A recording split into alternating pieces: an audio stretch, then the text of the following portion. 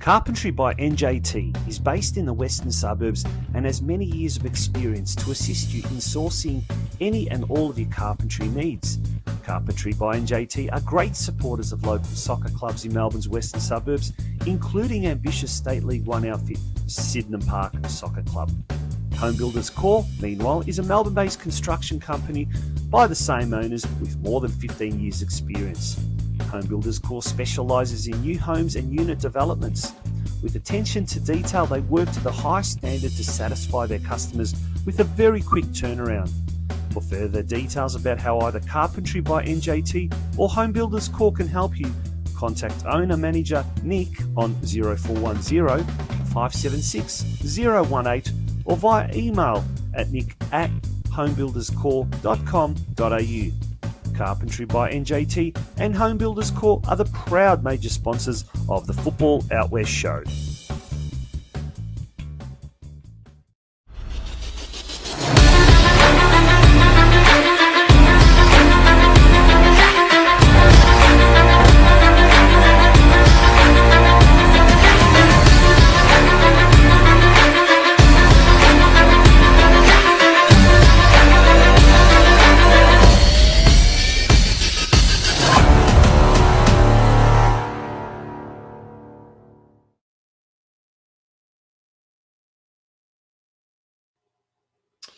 Good evening and a very, very warm welcome to you. Thank you wherever you may be joining us here for Football Out West Show.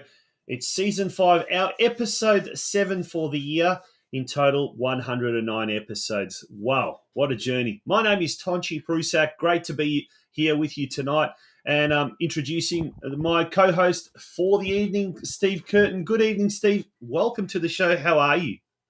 Yeah, good. Thanks, Tonchi. I feel like I've gone for a bit of a new look here. I've got the T-shirt over the jacket and I've had a shower and washed my hair, but I've just left it just like I've been electrocuted or something. So bit of a new look for the show perhaps for tonight. So maybe in the comments you can say if you like it or if you don't. But big thanks to everyone involved in supporting the show again. Carpentry by NJT and Home Builders Corp. Big thanks to Nick there and a big thanks to everyone who's already tuning in the comments. Big hello to Vlad and Santino and everyone celebrating Orthodox Easter today.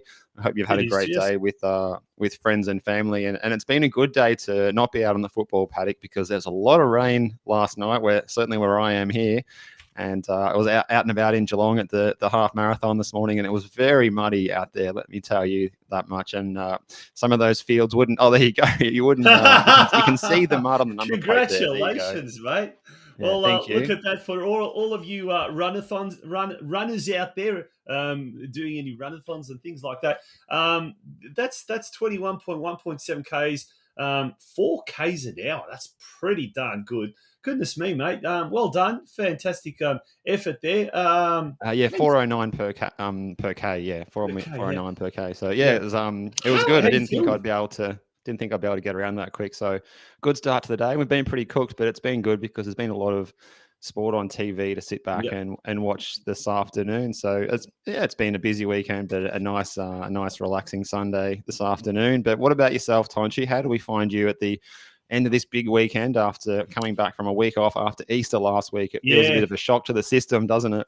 Yeah, it is. Yeah. Look, I had I had an opportunity today to sort of slow it down a little bit, and I had one sick child that I was kind of looking after while the missus and the other child was out and about tonight. But look, it gave me an opportunity just to sort of slow down and just take scope of some of the games and some of the action that's happening across the length and breadth of the football community here in Victoria. We've got the junior competitions, the local competitions, the Women's State League kicking off this weekend coming.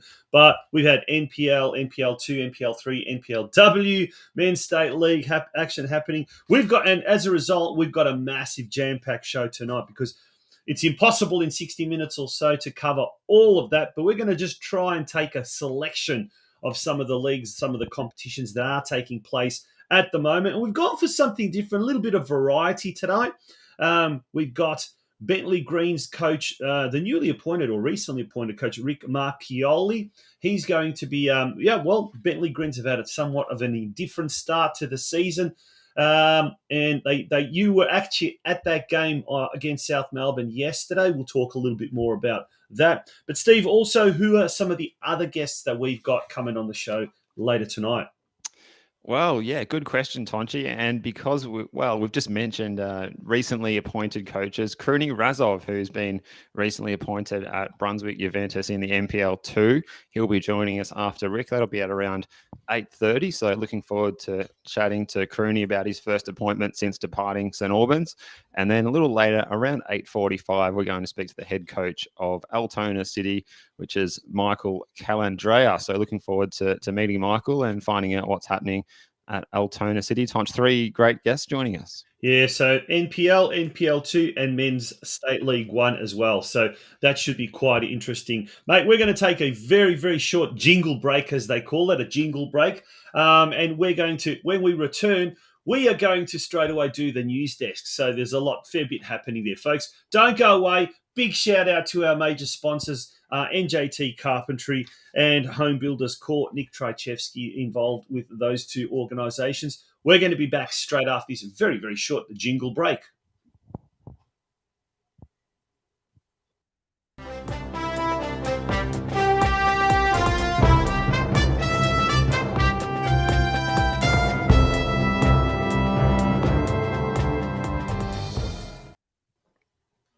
All right, it's news desk time for Sunday, the 16th of April, 2023. And once again, a happy Orthodox Easter to all who are celebrating today. We'll start the news desk. We'll look at the domestic game and we'll have a look at the A-League women's first, Tonchi. And there's a game that's just finished only moments ago up at Allianz Stadium. And Mark Torcaso, and we'll claim him as friend of the show because he's been a previous guest. His team, Western United, have got straight through to the grand final with a 1-0 win. It was a nail-biting finish. There was the fourth official put up, I think it was 8 minutes of stoppage time at the end when they were trying to hang on 1-0. Hannah Keane, the Golden Boot winner this season, had scored on 26 minutes, and she was set up by a decent ball by Carly Johnson midway through the first half there. And Sydney had done most of the attacking before that, but you've got to put the ball in the back of the net, and that's what Western did, and they've earned themselves a spot in the grand final for 2 weeks' time. So they've got a bit of time to prepare, and congratulations to all the girls there in their inaugural season and everyone at the club there. It's a phenomenal effort, and no one saw this coming when they were added to the competition, I think. Yeah, no, it's a phenomenal achievement. We keep on harping about the fairy tale that is Western United in the women's A-League. And look, first year, they've done incredibly well. Oh, look, the men did very well in their first year as well. I mean, they did extremely well, quite an incredible record. So Western United has that, and this is what I really like, Steve. I'm going to take a step back here. Step back. You don't take any steps backwards. No. Western United with the men, with the women, and now the juniors, and we're seeing that as well, like the junior boys in the NPL as well. It's this aiming for excellence right from the outset. As we've seen with the men, it's sometimes difficult to sustain that. It'll be interesting to see what happens in years 2 and 3 of the women's project as well. But well done to everyone involved with Western United, and particularly Mark Torcaso, who, we've had him on the show before. And what I always like about this whole project of success, it wasn't done overnight. It was done, systematically, thoroughly planned out with a long-term view, and they've done extremely well. So, Steve, a great news story to start the show. Absolutely. And what a thrilling game it was yesterday. And Santino's mentioned the VUC girls in the comments as well, because Melbourne Victory, they've really got the wood over Melbourne City, it seems like, particularly when they've met in the final series in the elimination game a couple of years in a row. And yesterday I was busy commentating and couldn't watch this game, but a hat-trick for Melina Ayres for Melbourne Victory, Rihanna Policina a double for Melbourne City. The game looked like Victory was going to win 3-2 when Hannah Wilkinson scored in the 97th minute to send it to extra time. One of our favourite daughters of the West, Amy Jackson, she was who's played for both of these sides too. She was sent off on 108 minutes, but Victory hung on till the 120, went to penalties, And the hero of the shootout was Casey Dumont, who I think Casey Fields is actually named in her honour out there in the southeast of Melbourne. She stepped up, took the first penalty, ice cold, fired it past Melissa Barbieri, just didn't even celebrate at all, just got straight down to business, made some more saves, and they got the win. And I wonder, Tonchi, if perhaps, we've seen Andrew Redmayne in the Socceroos in the World Cup for his penalty-taking speciality. Could we perhaps see, Casey Dumont added to the Matildas for the World Cup if the Matildas are going to face a shootout as the third keeper? Obviously, we've already got a pretty stacked list of keepers with Lydia Williams, Tegan Micah, and Mackenzie Arnold, and perhaps Jada Wyman as well. But I think maybe it's worth a punt to throw in Casey Dumont as the third keeper, and she might even do an Andrew Redmayne. Who knows? What do you think? Put it in the comments, people. Put it in the comments, folks. We'd love to hear from you. And we've already got the usual suspects: Brenton Ray, Santino Mamone, got Alex Ivkarowski as well, a few others as well. Actually, Alex makes a really good point. Have a futsal team. That's Western United as well. And actually, I spent the week, just getting off the topic a little bit. During the week, I spent 3 days up in Melbourne, the Victoria, La Trobe University at Bundoora. Mm-hmm. They had the Victorian State Futsal Championships, the Junior Futsal Championships.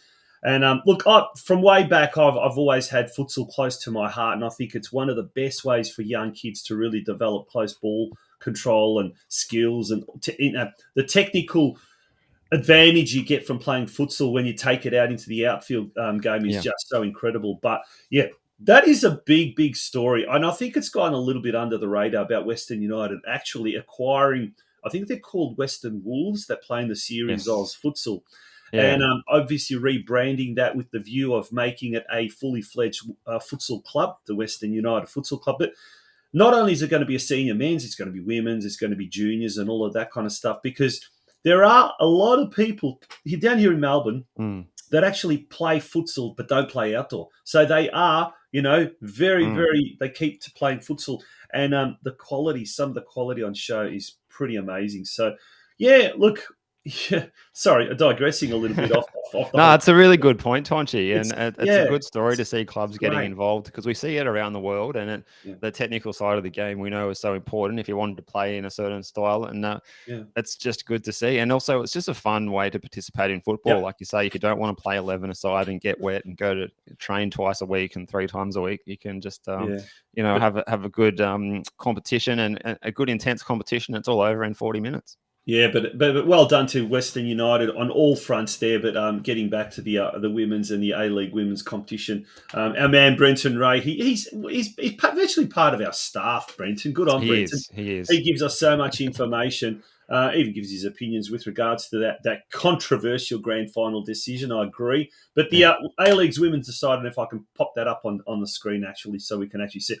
The A-League women's decided Sunday, April the 30th, at CommBank Stadium, 4 p.m. kickoff. Despite Western United securing the hosting rights, all thanks to that disgusting decision in December, justice has been served. Cop that destination, New South Wales and APL CEO. So says Brenton Ray. Good on you, mate.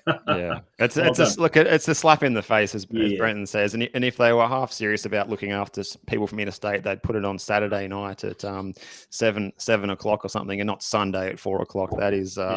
That's taking the P155 there without saying too much more than that. They're going to get a crowd of 500 and 495 of those will have been corporates. But anyway, we move on. Just quickly, mate, we'll touch on the A-League. And there was, speaking of 1-0 wins, and when Western was the team to beat in the men's league last year, that was their favourite scoreline. They've done it again over in Adelaide this afternoon at Coopers, defeating Adelaide 1-0. And it means that Melbourne City are crowned premiers of the A-League men's for the 3rd year in a row. So a big congrats to everyone over at Melbourne City. No mean feat, taking that title 3 years in a row. And other news, Melbourne Victory is now the first club, I think, to become mathematically ruled out of the finals race. So that finals race, finally, the doors finally closed, with Sydney getting some points with a win over Perth this afternoon, 4-1 in the men's, and Melbourne Victory last night going down 2-1 to Western Sydney Wanderers. So certainly the A-League Women's final series is well and truly underway, and the men's isn't too far away. And look, the league's not getting much coverage now, and we thought we'd just bring a bit of content to you here. Why not? Why not? Well, we're going to turn our attention to NPL Victoria, the best league in Australia. There's a lot, hands down, yeah. So what we're going to do, we've got Rick Marchioli, the Bentleigh Greens coach. He's in the green room. Pardon the pun. He's in the green room. He'll be joining us very, very shortly. After An excellent pun too. Yeah. After this very short commercial break. Don't go away, folks. It's episode 109 or episode 7 of the 5th season of the Football Out West show. Welcome to Anytime Fitness in Werribee, the club with the most supportive, welcoming and friendliest members and staff. Whether you're a first-timer, gym goer or just an everyday person, we are here for you. A recently renovated facility offers you everything you need to get started with your health and fitness goals. Our club offers brand new state-of-the-art cardio equipment, an amazing functional zone for group classes, a lifting zone, and really does cater for every single person. So don't miss out. Come see us in club before April 30th to redeem this offer.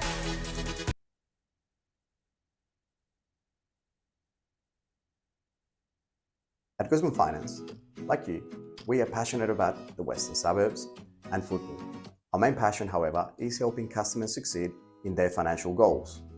As trusted mortgage brokers, we offer knowledge, personalised service, and access to hundreds of loan products from Australia's leading lenders.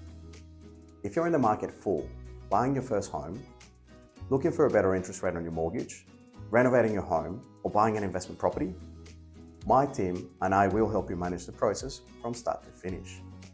Avoid costly mistakes and expensive loan products. Contact our office on 9369 6805 or 0425 826 055.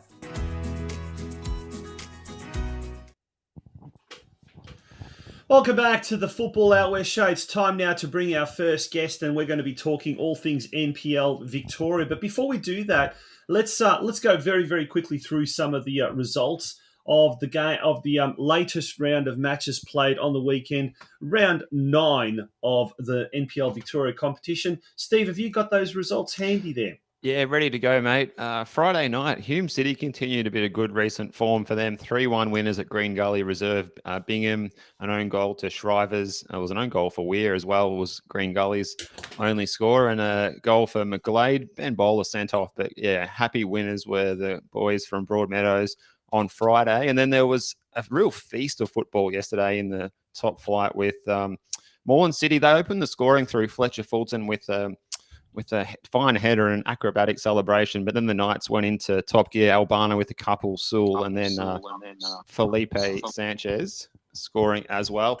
And how about Avondale, Tonchi? 8-2 over Heidelberg United. A hat-trick for Manny Agwek. And they were angered, I think. Sean Ellis opened the scoring for Heidelberg on 6 minutes. And then all hell broke loose at the other end with Avondale piling on 8, also a double for Stefan Zinni. And you were on hand at Elko Park. Yes, Jeffrey I was. Lino scoring early, and then Leo Mazes looked like it was maybe going to be all one-way traffic, but then Aidan Garner got North back into it. A dramatic finish at the end too, from what I hear. Yeah. The goalkeeper there was also for I think his name is Majak Mawith. He was given his marching orders towards the end of the game there. I think it was something like 10 minutes ago, not even that, if that. Actually, there's 8 minutes added on time at the end of the game. There's a lot of stoppages, a few injuries here and there as well. But then, Francis Swale came on and was the man of the match. In a short amount of time, he saved 2 absolute certainties. And North Geelong, it's the old story. When you're at the top and things are going well, luck seems to follow you. But when you're at the bottom and things are going just anti-you, you never, ever, ever seem to get that kind of luck. And that's exactly what happened to North Geelong. Caleb Mikulic, he tried and tried. Nothing would go in. Young Luke Zivcic came on. He had a couple of opportunities. One that was thwarted by Francis Swale, a header that was goal-bound, and he somehow managed to swat it away. So in the end, North Geelong can count themselves very unlucky. They created the chances. But as I said, luck follows the fortune. What do I say? What's that old saying? Lady Fortune luck favours follows the brave, fortune Tonchi. follows the brave. Yes, you are brilliant. And it's a long way from George Andrews to Elko Park. So I think Dandenong thought we're not going to leave here without the 3 points, because this was an important game to both sides as well, because Dandenong Thunder had found themselves. They've scored a lot of goals this season, but probably conceded more than they would have hoped, and found themselves towards the wrong end of the table for a team that's been sort of consistently mid-table-ish in recent years. Yeah, mate, this is a 6-pointer. Like in my intro, I actually said often we in our game, we call 6-pointers. It's so overused, it's a cliche. No, this is the appropriate time to use it, this one. Oh, gosh, I tell you what. And if we look at that ladder again, just have a quick look at that ladder. Dandenong Thunder have gone up 4 spots, I think it is, as a result of that victory.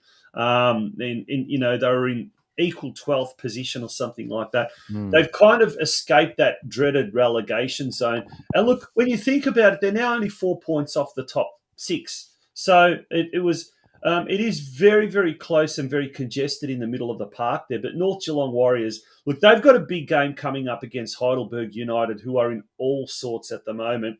That game is on this Friday night under lights at Olympic Village. Now, do I dare use that term again? And say maybe. I don't know. But I honestly think for North Geelong, their season's over. Their season is over. The one thing that they are doing is playing a lot of young players, a lot of teenagers. They had about 3 or 4 teenagers in their team yesterday.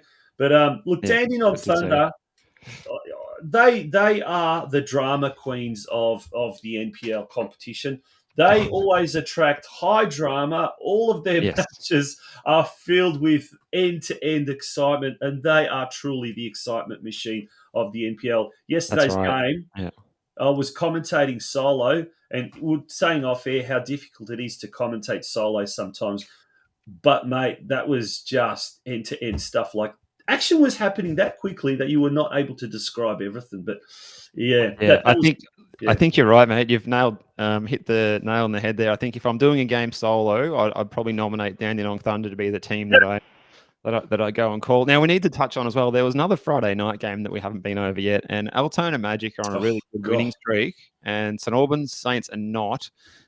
So a succession of defeats for St Albans, but 5-1 winners were Altona Magic, with 5 different scorers as well.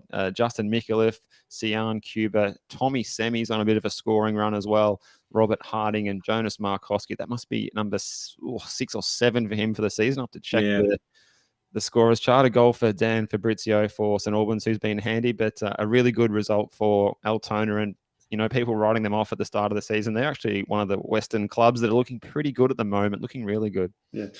Well, let's now bring on someone who's coaching a club at the moment that is not doing the best at the moment, but I'm sure things are going to change because our next guest, he's going to be a master at bringing out the very, very best in the players that he's got. And let's find out what is happening at Bentleigh Greens. Joining us on the show now is Rick Marchioli. Rick, how are you? And welcome to the Football Out West show. Thanks for joining us. Yeah, good evening, guys. Thanks for having me on. Firstly, Steve, appreciate the call yesterday, mate. We've obviously watched it back this morning, so well done for that. And mate, you had Mark next year who was waxing lyrical there, and mate, all I can say is there are moments there that I agree with him. One of the things that we're trying to fix at the club and in the team is just our effectiveness going forward. So, work in progress at the moment. Yeah. Well, thanks for the positive feedback there, Rick. And I'm sure we were hoping that Mark didn't go too hard during the call yesterday, but he wears his heart on his sleeve and he's a good guy to work alongside and entertaining almost as much as doing a Dandy Thunder game like you were mentioning, Tonchi. But how did you go into the game yesterday? Obviously, South a difficult team to break down, particularly on their home patch there at Lakeside. And that was only your 3rd game in charge as well. Yeah, look, we obviously prepared in depth like we always do for every opponent, and I think we threw a few spanners into the works and created a few sparks before that game, and You know, trying to generate a little bit of interest in the game, apart from, you know, the fact that it's a derby, but obviously the, you know, two teams at different ends of the table at the moment, and you know, we tried to spice it up a little bit. We made a few changes to the way that we do things structurally. You know, our principles won't change, but we're just trying to find ways to consistently, you know, arrive in the box and create chances to score.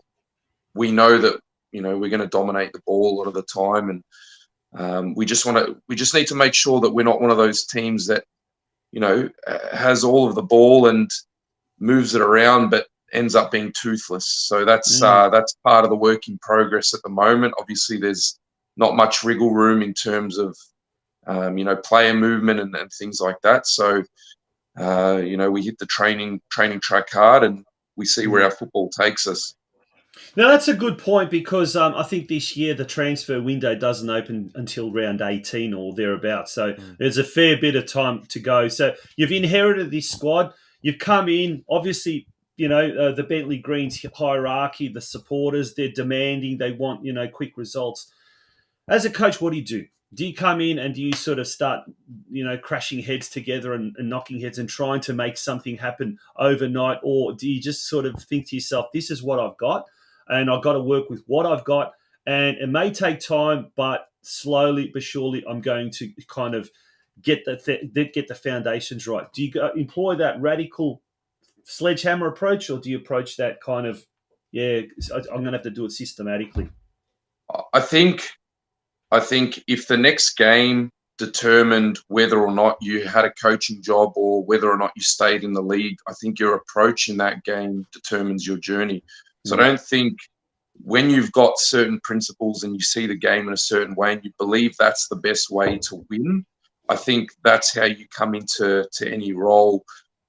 If you shortchange that, if you try and be somebody that you're not, if you try and set up in a way that you don't believe in down to your bones, I think that energy and that feeling will rub off. And, you know, there's obviously a certain way that I believe the game needs to be played, and we'll work towards that to ensure that, you know, we start getting results, obviously, and I believe that's the best way to get results. If you can convince me and give me evidence and proof that, you know, any other way will guarantee me results, then I think any coach would take that. So I think you stick to what you believe in, you stick to, you know, where your energy sort of flows, and that's where I think you'll generate that buy-in and genuine belief.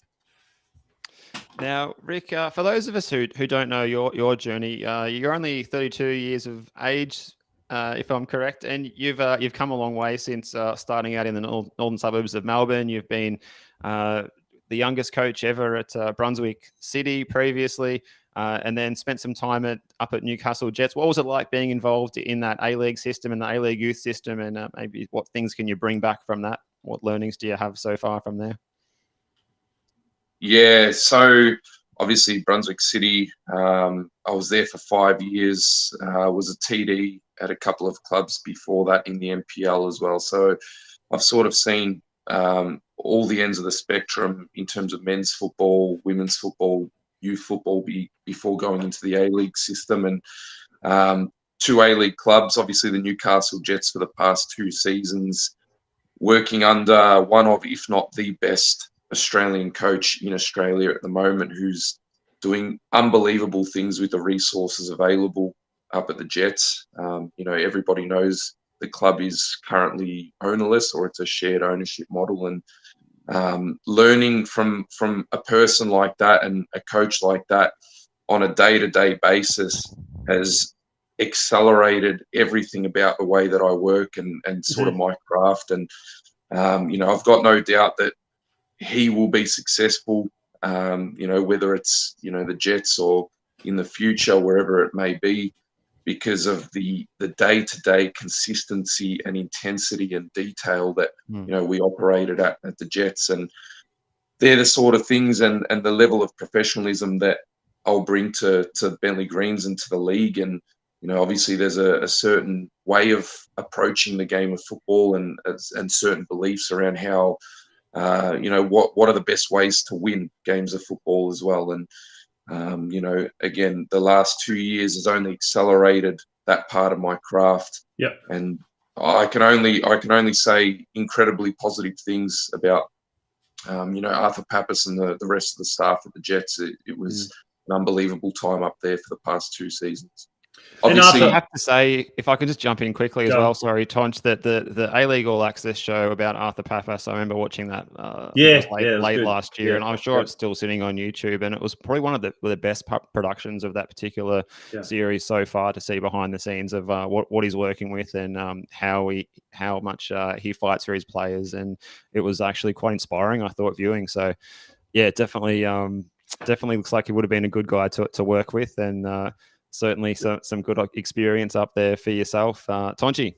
Yeah, look, the best thing about, I think, Arthur Pappas' story is the fact that he honed his skills in the NPL Victoria competition and then went into the A-League. And look, yourself, Rick, and then we've got, other young coaches like Ben Kahn at the Knights as well, who are, early 30s and really making a go out of the coaching.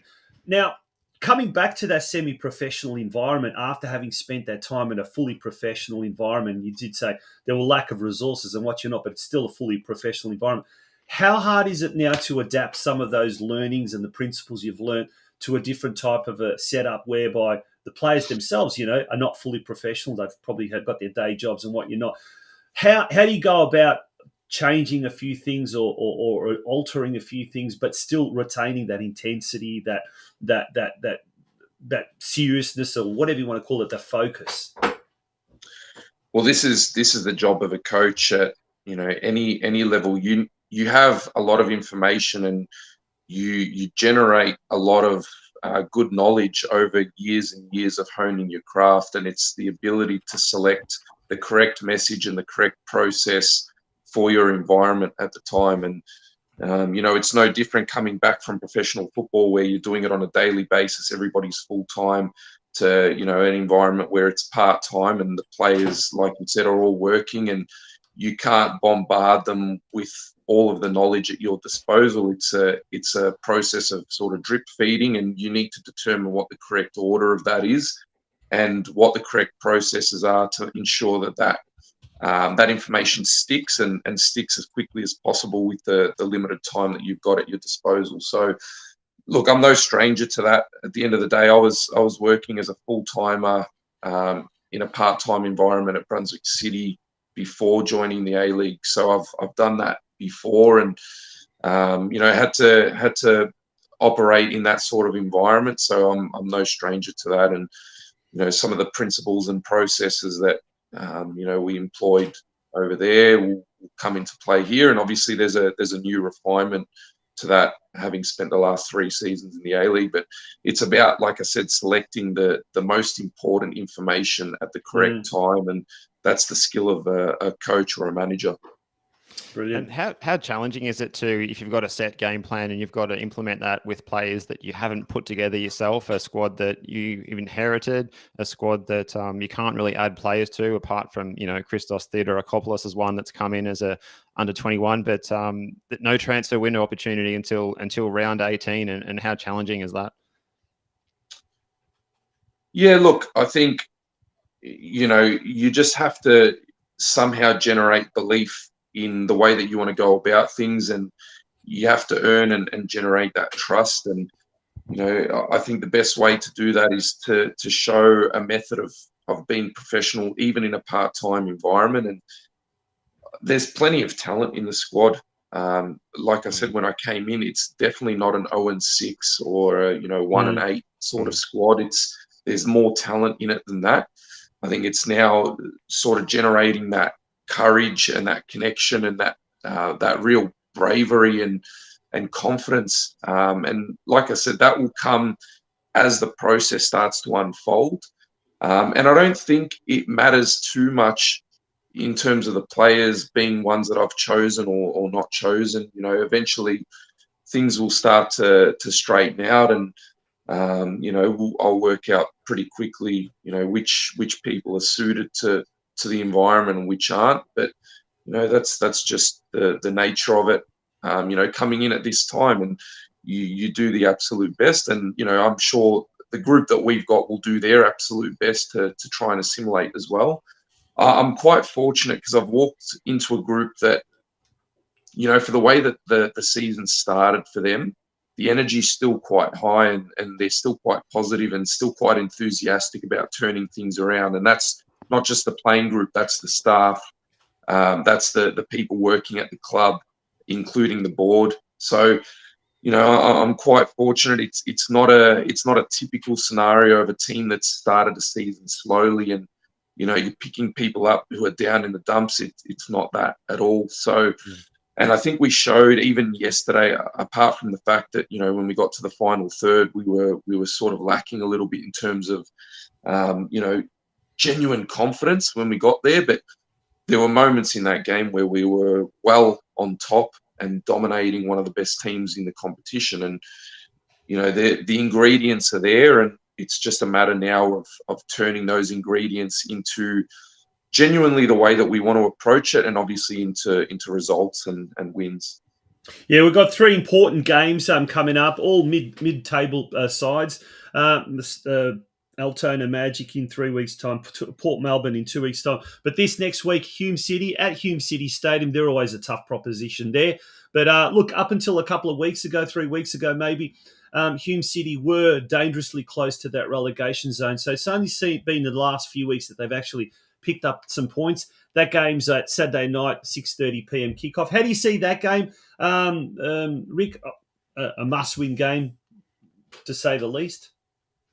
Yeah, they're all must-win. They're all must-win. For me, winning's a minimum entry-level requirement. So every single game's a must-win, and in this competition, they're all tough because everybody's got their good points and they're good players. And Hume City are a club I respect a lot. That's actually my local club in the NPL. I grew up in the area, so it's been wonderful to see over the years how they've built that club and that facility, and it's quite incredible. And obviously, Ersin Gullum, who's there now, is starting to implement what he wants to implement, and obviously they're starting to pick up results, which is good for them. They've got some good players there, young Hayden Tennant and Thomas Maricic and guys like that who, they're starting to find their feet, and it'll be a difficult one because obviously at home they're a tough one to beat. But like we've emphasised, we'll sort of go at everyone. We'll take our game to everyone and to every ground in this competition and see where it takes us. And eventually, I've got no doubt that that'll get us results. I still believe that's the best way to win games. And I think you can expect, not only this Saturday, but over the next few weeks, you can expect plenty of fireworks and, a Bentleigh side that's desperate to win and desperate to prove that our way of playing football can be successful. Mate, we wish you all the very best for the rest of the season and indeed your coaching journey and wherever that takes you in the future. But absolutely pleasure talking to you. Hopefully before the end of the year we can get you back on the show. But Rick, I've got so many more questions to ask. Man. We'll have to get Rick back on for sure. And you guys still alive in the cup as well. And Bentleigh always has a good run in the cup, so plenty more of midweek football to come, I'm sure, as well as the weekend to hone the match moments there for you guys as well. So all the best to yourself, Rick, and everyone at the Greens. No, thanks a lot, guys, and keep up the great work, because I was following the show even from up in Newcastle. So really top stuff, mate. You guys, you've done an unbelievable job. So keep it up, and it'd be a pleasure to come back on whenever you want. Good on you. Thanks very much, mate. Thanks, Rick. Riccardo Marchioli, the head coach of the Bentleigh Greens. We also must mention our third member of the troop, Craig Filer, who has been noticeably absent in recent episodes, but for personal reasons, family reasons, and others reasons, he's had to sort of step away. But he is working so hard behind the scenes, getting all these guests together, and as well as doing a few other managerial logistical things. So big shout out to the big Welshman, who I'm sure is tuning in to this show somewhere in Western Melbourne. Steve, we're going to take a very short break. Hopefully hoping to get KRUNI Razov, the recently appointed Brunswick Juventus coach. He's not yet in the green room. We're going to try and get a hold of him in the meantime. But if that doesn't happen, we've got the NPL2 and NPL3 competitions to get through, a lot to get through. The NPL3 has become the new division of chaos. Every week there's new league leadership changes. We'll have to touch on that. But it's stolen the mantle from NPL2, mate. It's and NPL2 had a firm grip on that Chaos League status with two hands, and fancy NPL3 just jumping in and taking that title. Who would have seen that coming? It looks like the Brunswick Juventus gaffer has just entered the building. He's in the green room getting his makeup all done. He'll be joining us shortly after this break, folks. Don't go away. It's the Football Out West Show. Carpentry by NJT is based in the western suburbs and has many years of experience to assist you in sourcing any and all of your carpentry needs. Carpentry by NJT are great supporters of local soccer clubs in Melbourne's western suburbs, including ambitious State League One outfit, Sydenham Park Soccer Club. Home Builders Core, meanwhile, is a Melbourne-based construction company by the same owners with more than 15 years' experience. Home Builders Core specialises in new homes and unit developments. With attention to detail, they work to the highest standard to satisfy their customers with a very quick turnaround. For further details about how either Carpentry by NJT or Home Builders Core can help you, contact owner-manager Nick on 0410 576 018 or via email at nick@homebuilderscore.com.au. Carpentry by NJT and Home Builders Core are the proud major sponsors of the Football Out West Show. Welcome back to the Football Out West Show. Gee, it's already 42 past the hour. This tonight's show is flying. It is absolutely flying. It's a breakneck speed. And Steve, let's continue that pace. It's the Chaos League time. NPL2 Chaos competition. Man, this is probably one of the most entertaining. Are we giving the title back to NPL2 again now? Yeah, just give it NPL3 now. It's just across the board. Look, NPL2 and 3. Yeah, Chaos combined. Yeah, Chaos League combined. Yeah, I'll tell you what, it's incredible. Our next guest, geez, he's got a big job on his hands. He's just recently been appointed the coach of the Brunswick Juventus Football Club, a very, very famous club. And he's a man who's renowned for doing things and getting things done in the NPL competition. It's former St. Albans Dinamo coach, and he's now the newly appointed coach of Brunswick Juventus, KRUNI Razov. A big welcome to KRUNI. KRUNI, thank you for joining us. Thank you for coming back to the Football Out West Show. How are you? Yeah, good, thanks, Tonchi. How are you? How are you guys? Yeah, very good, mate. Very good. Now, mate, the last time we saw you, Craig Filer and I, we ran into you at the gold medal night at the Football Victoria gold medal night last year. And you were adamant you're going to take a year off, you're going to have a break and this and that. And sure enough, you did. You stopped coaching at St. Albans Dinamo in the NPL competition. But you're back now. You're back now with Brunswick Juventus, another famous club. What made you change your mind? There was a couple of instances that unfolded last year, and yeah, we're thinking about having a year off and taking a family overseas and so forth, and to that. But listen, as things change in football, they change on a daily basis, and the approach came from Brunswick, and yeah, like you said, a big club with a rich and proud history. So it was something different of a challenge that I accepted. And obviously Brunswick knew that you're a coach with a reputation for getting sides out of NPL2, and that's probably why they came calling when they needed a manager. How have you found the club so far since coming across, and how does it differ from somewhere like St. Albans? Yeah, it's been good. The club's fantastic, and they have, like I said, they've got a rich history and a proud history, and they would love to go up and be in the NPL like the old NSL days. In terms of difference in terms of St. Albans, a little bit different. Your heritage is there. You're a Croatian background, and you deal with people on a regular basis, and it's more like in terms of a friendship scenario. Everyone can walk up to you and have their 3-minute spiel of what you need to do and how you need to do things and so forth. 3 minutes, more like 30 minutes, but anyway. Yeah. But, it's a little bit different at Brunswick at the moment. You go there, you get your job done. The committee and the supporters have been fantastic. In the 2.5 weeks, I've been there 3 weeks tops. So, yeah, it's challenging.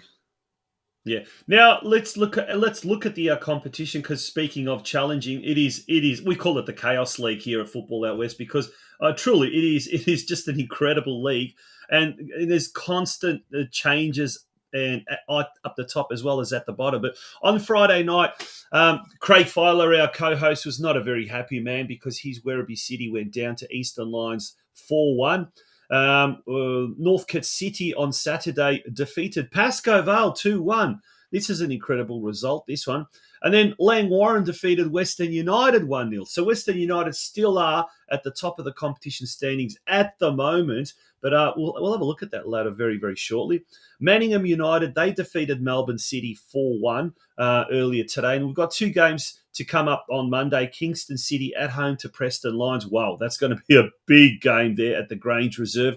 Kickoff is at 8:15 p.m. And then we've got Bulleen Lions taking on Brunswick City. Now, that's another important game. But if we look at the ladder, Western United, they've got a game extra. They're still up the top with 18 points. Preston Lions or Kingston City will overtake Western United at the top tomorrow after tomorrow's game.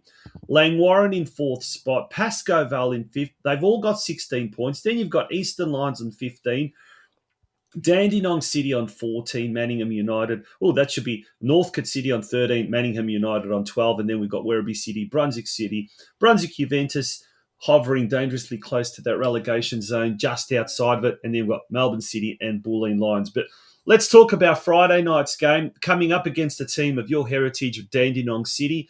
Tough game there at CB Smith Reserve. In the end, Dandenong City, who've hit a bit of a purple patch, they ran out 2-0 winners over you guys.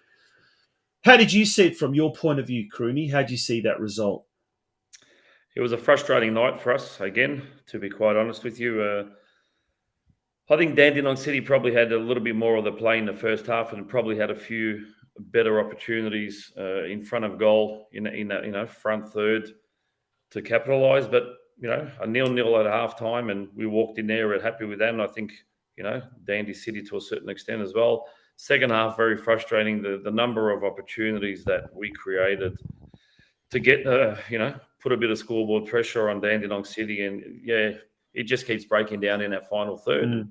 We just can't get that final result. And that sort of happened to us 2 weeks ago against Pascoe Vale as well. So it's the same sort of scenario. And you're getting there and you just can't put that ball in the back of the net. But very pleased with the performance of the boys and their attitudes and the way things are going. It's just, if you weren't creating the chances and you weren't getting yourself in those positions, you'd be a little bit worried to a certain extent. But yeah, we still are a little bit worried. We want to get that win on the board. There's no doubt about it for the club and the players themselves. But we're just going to keep pressing along. And I thought we deserved a lot more from that game than we got. And what's it like, Kruni, playing your home game somewhere like CB Smith Reserve? It seems like a good venue to play good football, although there is 5 teams playing there at the moment, I believe. How's it holding up to all the traffic? Yeah, it's starting to chop up. I've only been there twice since I've been there. We've only played 2 home games. It's starting to chop up noticeably more on Friday, closer to the grandstand side. It's getting a little bit heavy, and there's a lot of teams playing there, as you say. It does make it a little bit difficult as well. We're talking about before the differences between St Albans and now. Where St Albans, you can train on that pitch on a regular basis, and you get acclimatized to it and find yourself. We're here. I haven't had a training session on there yet since I've been there at the club. So it's a home ground advantage, but you don't really get to use that surface, if that makes sense. Yeah, now we spoke with Rick Marchioli, the Bentleigh Greens coach, just prior to you coming on the show. And similar type of position, second last, and he's come in kind of a few weeks into the season, just like you have. What do you do now? What sort of shot tactics do you employ? Because it is such a tough league, and you've got a real tough game coming up against Western United next Sunday, who are at the moment on top, but likely to be dethroned by tomorrow. What do you do with the current crop of players that you've got? Without, obviously, you're going to have to buy a bit of time before you can delve into the transfer market. What's going through your mind? How can you get them out of the rut that they're in? You just got to get the best out of them, Tonchi, at this stage. And they're not a bad side. They're not a bad side. In saying that, I'm not a person to make excuses. we don't have a young boy's been in goals the last 2 or 3 weeks. With the injuries we had with keepers, we've got 5 or 6 players out at the moment. So it's all sort of unfolded in the last couple of weeks that I've been there. So you're trying to put on sessions, and it's always going to take, that 4 to 6 weeks until they understand what you want to do and change the way they want to play and, have an understanding of what you want to do. So it makes it a hell of a lot harder when you don't have that resources on the park for training. But yeah, you just got to have them believe in what they're doing and continually work hard at it. It's not going to all just fall your way sometimes. And sometimes it's got to be, not pretty at all to win a football game. And I think that's what they're lacking at the moment. Just trying to get that win. They've been very, very close. And it's frustrating. It's frustrating for them. But hopefully, we can change it. In saying that, it's been a tough initiation. We've had Pascoe Vale and Preston Lions away and Dandenong City, who is a powerhouse. And as you said, we've got to go to Western United this week as well. So, but you know what? That's the challenge for the boys. And they accept that challenge. They know where we want to be. And we just got to take it a game at a time. Yeah. And following that Western United game, I think you've got Kingston, who are sitting in third, and then Melbourne City after that. It seems like every week, every game is a tough fixture, regardless of who you're playing. How do you rate the NPL 2 now? I know it's early in your tenure there compared to when you were last coaching at NPL 2 level a few years back with St Albans. Yeah, I think it's definitely improved. It's definitely it's a lot tighter league. I think on your day, and football's like that, but it's a bit of a cliche saying that, but on your day, especially in this league, if you don't turn up, you're definitely not going to get anything from anyone. And you go through those names and looking at them now at the moment, there's some big clubs there that, think and deserve to probably be in the NPL system. So, it's a tough league to get out of. And, the clubs that are coming down from the NPL, they go relegated, very hard to get back up there. So it's a really, really tough competition. Well, look at Eastern Lions 6th, Dandenong City 7th. You normally, in years gone by, you get relegated, you are automatically fighting for the title. Now they find themselves mid-table position, and it's quite incredible. But Preston Lions obviously have been newly promoted, and they're already fighting up there. But we know the resources they've got, we know the money, we know the support that they've got, and everyone associated at BT Connor Reserve are just euphoric at the moment, and that's what's happening. Brunswick Juventus is a club that's steeped in tradition, in history. We know all too well about the great Juventus sides of yesteryear. And only last year did they, after a long legal battle, did they get their name back. And KRUNI, we know how much a traditional name means to a club full of its supporters. Is there that desire? Oh, well, that's a silly question, but how much off the field is being done to bring the club back to its glory of yesteryear as well, that we may not be privy to? Yeah, listen, it's a tough question from an answer because I've only been there for, like I said, 2.5 weeks. But just as you go to to game day and talking to people, and I think it's this, it is their 75th anniversary this year, Brunswick Juventus. So that name is rich in history, as we all know, and they want to be at the top.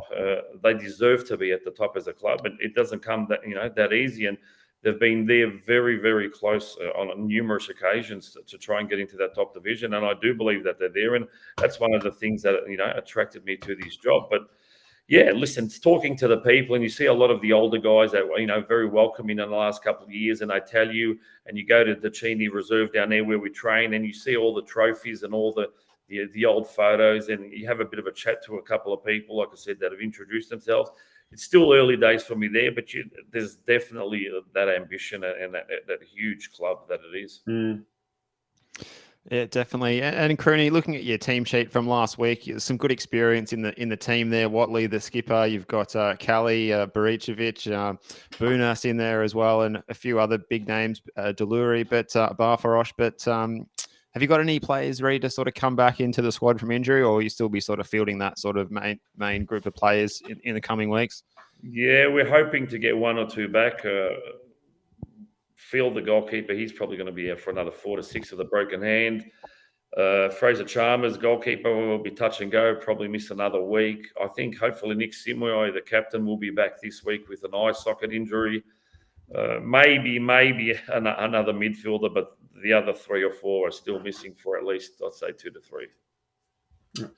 All right, mate. Well, we've got a really good question here from Tony Hudson. He says, will you be looking to the transfer window when it opens, KRUNI, or is it dependent on results? One of those tough questions. I think it can work both ways. Definitely want to strengthen the squad. Definitely want to bring in players that, can help the squad move along and have an outlook of what I want to do and how I want certain players to play. So we'll definitely be looking at the transfer window, which is, there's only 8 games to go after the transfer window. So that's a long way away. And definitely look at the strength in the squad. Yeah. KRUNI, we'll be definitely watching your the fortunes of Brunswick Juventus this year and seeing how you go. We wish you all the very, very best. Not going to be an easy competition, but that's why we love it so much. It is the Chaos League. That is NPL2. And, mate, thank you so much for being a part of our show tonight. No problems. Thanks, guys. Thanks, KRUNI. All the best.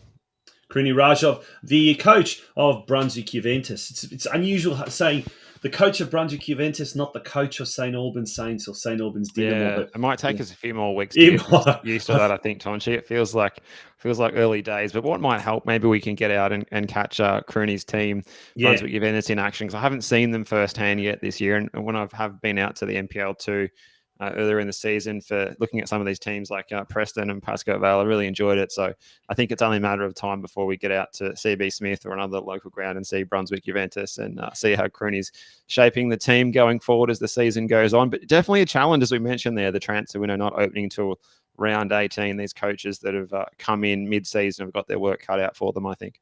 Indeed, yeah. Let's talking about the Chaos League. Let's quickly turn our attention to NPL3. We haven't got much time. We've got our third guest. He's in the green room. Altona City's Mick Calandrella. I think I've pronounced that right. I hope so. Anyway, he's going to be coming on very shortly, so I'll be looking at State League 1 action. But in the meantime, here's the standings after 5 rounds of the NPL3 Victoria competition. Melbourne Victory, 5 wins from 5 games. Now, they're the constant up there. But North Sunshine over yesterday, they recorded a 5-2 drubbing of Nunawading City or something like that. Steve, have you got the results? 6-2 at their new venue, because they've moved from Larissa Reserve to Moore Park over near the Western Ring Road there at a new venue. They've been playing night games as well. That game kicked off at 8 o'clock. So a new era for North Sunshine Eagles. So, and I think they've been broadcasting those games. I think Alex in the comments might know a bit more about that for us. But some big results in the weekend's games. Beau Morris and Ballarat 2-2. A home win up at Shepparton for Goulburn Valley 3-2 over the Essendon Royals. An important win for them. Burundara Kerry Eagles were 2-0 winners at Doveton, and Melbourne Victory 3-1 away at Box Hill. And the other game, Tonchi, there was a bit of drama. I think Geelong and Caroline Springs, George Cross, and a young keeper getting involved for getting a chance for Geelong. Let's talk about that. Young Nicholas Skotnitzer, 20-year-old, made his league debut, and in stunning fashion. He was the normal goalkeeper for Geelong Soccer Club. Thomas Josifovski was sick all week with fighting the lurgy, didn't recover in time. Skotnitzer came on, saved 2 penalties, assisted with the final play of the day, which resulted in Jesse Devers scoring in the 93rd minute. So it was 2-1 to Geelong over Caroline Springs, George Cross. We've got Mark Sultana, the president of Caroline Springs. He's very active in the chat. Big cheerio to Mark. He's been a big supporter of this show. Unfortunately for George Cross, they came away with nothing to show. But here's a scoop for all you folks out there in Football Out West Showland. Tomorrow, the Geelong Region Soccer Show returns for Season 5. Unfortunately, Steve, you're not going to be a part of it. I'm going to miss you. But I'll miss you as well, Tonchi. Yeah. The feeling is very much mutual. That's what we've got. Time commitments have got in the way. Correct. But it's fantastic that you've been able to step up and keep the show going, and all power to you for doing that. And it's a beacon in the West and in the Geelong region. Is the Geelong Soccer Show a very popular thing, and it's been great to be a part of it with you for we did about 5 years together. It's like get longer for longer in prison for some offences almost, but no, it was a very special thing to be a part of, Tonchi, and I thank you for it. Yeah, and tomorrow, as on the season return, we will be unveiling who our major sponsor is and our backer, but also we'll be having an exclusive interview with Nicholas Skotnitzer, who's the young 20-year-old goalkeeper who's had a very, very interesting. He's a Geelong junior, North Geelong He's been junior. to Europe, if I'm not He's mistaken. been Tonchi. to Europe. Been a bit of an adventure. Yeah, what an experience. Was training with the second division Greek side. He spent about a year and a half, 2 years in the old Dart, training with various academies and clubs there as well. Suffered lots of injuries along the way. But yeah, you'll find out all about his story and more about that very, very entertaining game tomorrow night on the Geelong Region Soccer Show, which will be simulcast here on the Football Out West News Facebook page. Now, turning our attention to the NPLW Victoria competition. Geez, we talk about Preston Lions doing really well in men's NPL 2. Have a look at that. They're on top of the competition standings by virtue of a better goal difference, but they've got a game in hand over the rest of the opposition there. So it's Preston Lions, first year in the NPL Victoria W competition. On top, Boroondara Eagles, another side that's been just newly promoted. They're doing very well. Heidelberg United, Alamein, they make up the top four.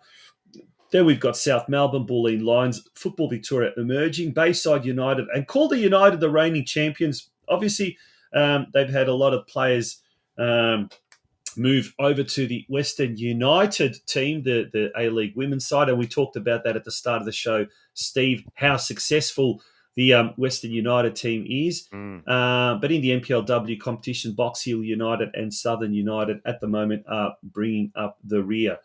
Yeah, Tonchi, and it was good to get along to an NPLW game myself for the first time yesterday. Yep. I was at Lakeside Stadium, and South Melbourne continued a little bit of a dominance over Bayside United, and it was the New Zealand striker from South Melbourne, Taylor Christensen, with 2 first half goals, and there was a reply from Diva, the number 9 for Bayside United, but it wasn't enough. And it was a really good, hard-fought match. And Tonchi, this league will only get better when players are released from the A-League women's clubs after the end of this month. And we'll see the competition get even tougher. So it's the ladder's still taking place there, taking shape, with teams having played either 4 or 5 games, depending on that bye. It's a shame we haven't got a 12-team comp. But, I agree. I have to say, just to weigh in, I'm happy with the expanded format. I think the 8-team competition was a little bit monotonous, and I'm enjoying this competition so far and looking forward to getting to more games throughout the season. I agree, mate. I think having 3 extra teams there is brilliant. Okay, we're seeing if we put that ladder back up, Preston Lions and Boroondara Eagles, they've taken the league by storm. In the top, they occupy the top 2 positions, and then the other promoted side is Southern United, which bookends this competition by occupying the 11th spot. 5 games, 5 losses. Doesn't seem to be a fantastic start to the season for Southern United, but it's great to have that expanded competition. Looking at the results very quickly, Calder United defeated Southern United 2-1. You mentioned South Melbourne defeating Bayside United 2-1. Heidelberg United and Alamein, I think, played out a 0-all draw. Yep. Preston Lions defeated Boroondara Carey Eagles 4-1 at the David Barrows Stadium last night. And then we had, on Friday night, Box Hill United took on Football Victoria Emerging. They lost 5-2 to FV Emerging. But another interesting side story connected with what's happening tomorrow night with the Geelong Region Soccer Show. 16-year-old Hannah Skotnitzer, the younger sister of Nicholas, she made her debut for Box Hill United. So that's another little bit of an interesting side story. All these interesting side stories, Steve. But that was another interesting side story of round 5 of the NPLW Victoria competition. Yep. Absolutely. Now, we're going to take a very, very short break. When we do return, we will be talking State League 1 men's competition, or men's State League 1 competition, with the Altona City coach, who they are doing very, very well at the moment, Michael Calandrella. He'll be joining us shortly after this break. Folks, don't go away. It's been a huge show so far, and there's still a lot more to come. Welcome to Anytime Fitness in Werribee. The club with the most supportive, welcoming and friendliest members and staff. Whether you're a first-timer, gym goer, or just an everyday person, we are here for you. A recently renovated facility offers you everything you need to get started with your health and fitness goals. Our club offers brand new state-of-the-art cardio equipment, an amazing functional zone for group classes, a lifting zone, and really does cater for every single person. So don't miss out. Come see us in club before April 30th to redeem this offer.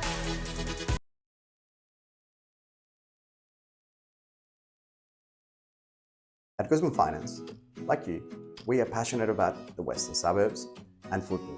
Our main passion, however, is helping customers succeed in their financial goals. As trusted mortgage brokers, we offer knowledge, personalised service, and access to hundreds of loan products from Australia's leading lenders. If you're in the market for buying your first home, looking for a better interest rate on your mortgage, renovating your home, or buying an investment property, my team and I will help you manage the process from start to finish. Avoid costly mistakes and expensive loan products. Contact our office on 9369 6805 or 0425 826 055. Welcome back to the Football Out West show, and it's time now to talk men's State League 1 football. And to help us do that, Steve, we've got the coach of the Altona City Football Club, the Altona City Soccer Club, Mick CALANDRELLA, joining us. Mick, welcome to the Football Out West show, and thank you for joining us tonight. Hey, good evening, boys. Thanks for having me on. Now, let's turn our attention, Steve, to State League 1, men's State League 1 competition, and we'll bring the ladder up. And if you've got the results there of the latest games that played in round 4. I do. It was a win on the road for Bentleigh City 2-1 down at Helm Reserve against Corio. Yarraville Glory 3-2 over Strathmore in a bit of a high-scoring thriller at McIver Reserve. And 3 goals scored as well by Westgate, who are just going along nicely this season. 3-1 over the Brimbank Stallions. Altona City 1-0 over Whittlesea Ranges. And the other match, Sydenham Park and Whittlesea United. I'm just chasing that one up. It was 5-1 to Sydenham Park. So they're going along pretty nicely as well in the top 2 there. Westgate and Sydenham Park setting the pace. But I tell you what, Altona City, they're not too far behind at all. And how did you see the game yesterday, Michael, against Whittlesea Ranges? Yeah, it was a tough game. We knew it was going to be a tough game. Although Whittlesea, they lost the points in the first couple of rounds, they hadn't actually lost the game. They lost it due to an admin error. So we knew it was going to be tough. We watched the first 3 games and, we identified a couple of things and we knew what they looked to do it. And we worked on that Thursday night. And I think last night the boys, they dealt with that very well. And, the conditions were tough. It rained from the first minute to the last. But, the boys knew what was coming and dealt with Whittlesea's threats. They didn't really have many chances at all. And, we had a few that we probably should have put away, but we scored 1 and we got the 3 points. And that's what's most important. Mick, we've just been speaking about NPL, NPL2 and NPL3, and we've dubbed NPL2 and NPL3 the chaos cups, the chaos competitions, if you like, that they're very difficult and on any day anyone can beat anyone. But men's State League 1, that's such a tough, cutthroat league, isn't it? Like there are clubs that are very ambitious and pouring oodles and oodles amount of money into it to get into the NPL competition. Then you've got other clubs that have just been promoted from State 2 that are really wanting to now mix it with the big boys. How tough of a competition is it, both from a technical and physical element, but also from that trying to keep up with some of these guys that have just got amazing resources available to them? Yeah, good question, Tonji. Look, it is tough. The resources in this league are probably bigger than, NPL3 and probably some NPL2 clubs as well. So it is tough. You really need to get your recruitment right, especially if you haven't got the resources of some of the other clubs. It's a brutal league. It's physical. It's the facilities and the surfaces aren't what you get in the NPL. So as the year goes on and we get deeper into winter, the football changes. You have to adapt to the grounds. The young boys need some time to adapt to the physicality.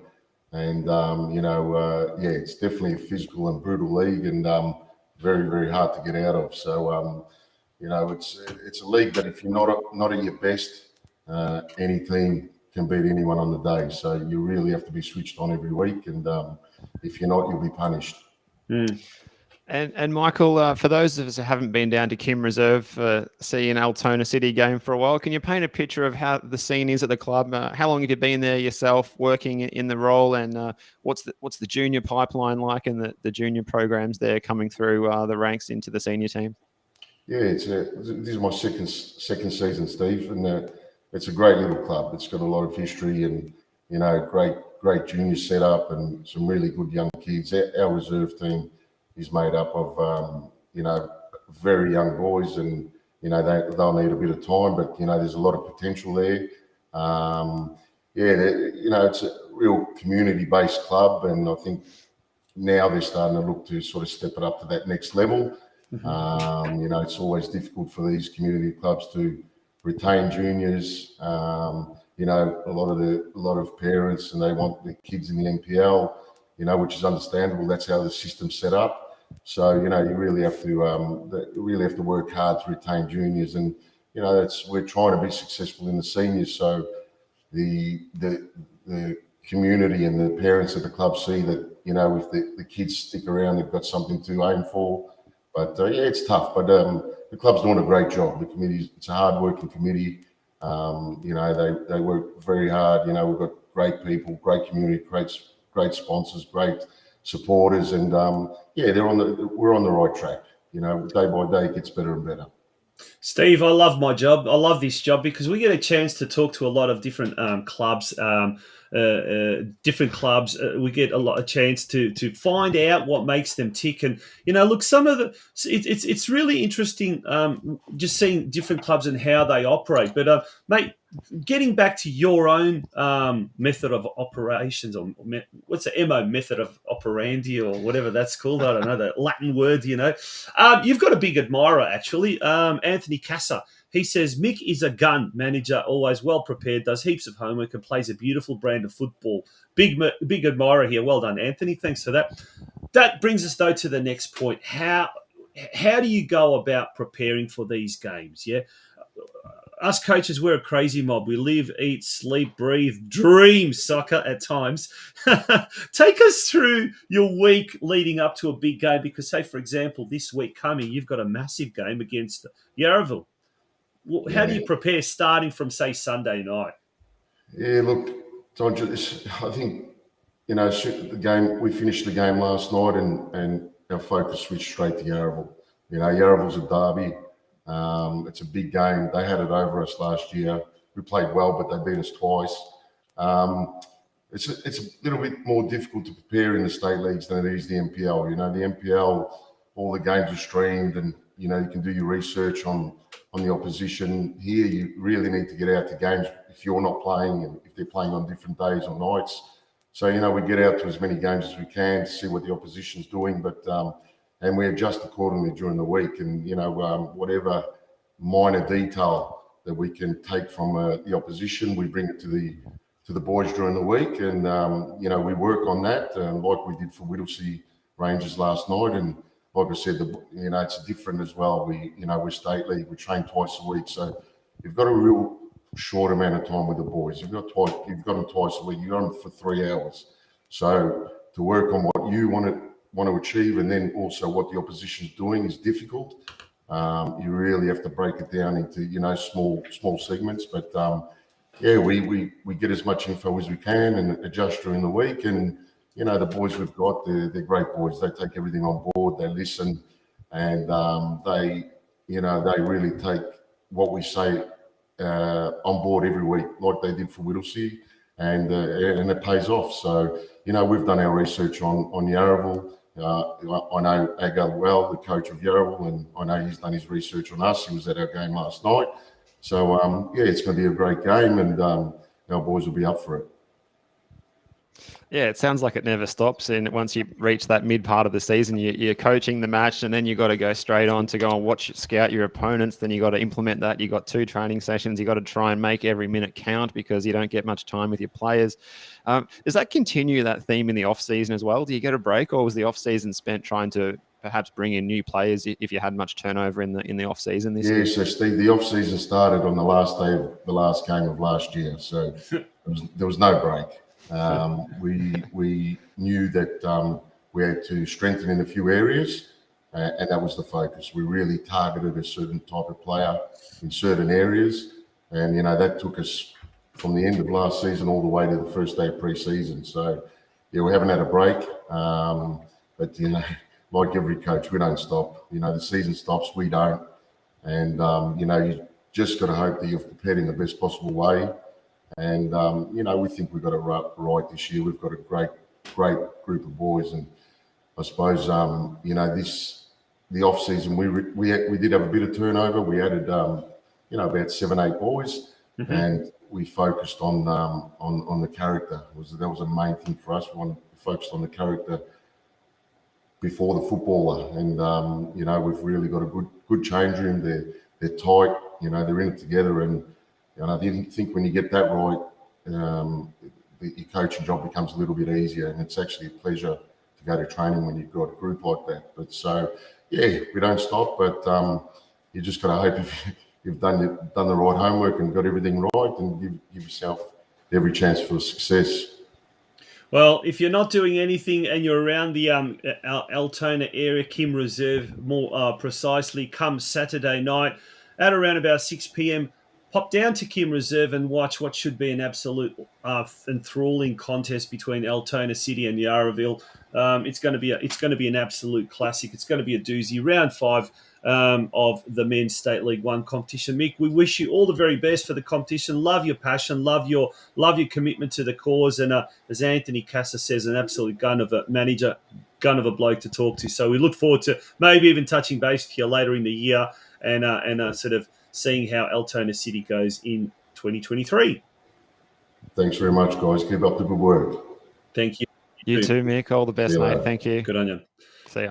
Oh, that was the coach of Altona City, Mick Calandrella. Well done. That was great. Mate, that brings us to the end of what has been an action-packed episode. And normally we usually talk to the winners. I guess Mick is one of those. But the other two coaches, they were really, they've taken over teams that are struggling. But therein lies the challenge for them and their respective teams. So we look forward to that. Steve, enjoy the week ahead, mate. I'll look forward to your company next Sunday night. Should be a big one. And just a reminder, the Geelong Region Soccer Show is back as of tomorrow, 8 p.m, and it will be streamed live, simulcast live right here on this Facebook page, the Football Out West News Facebook page.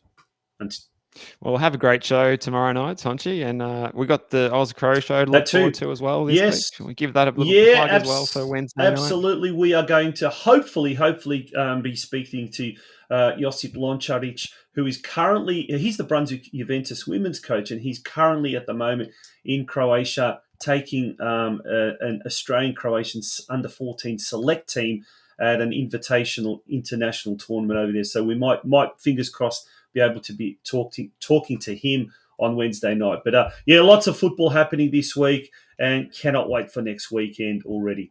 Folks, good night and take care. Good night.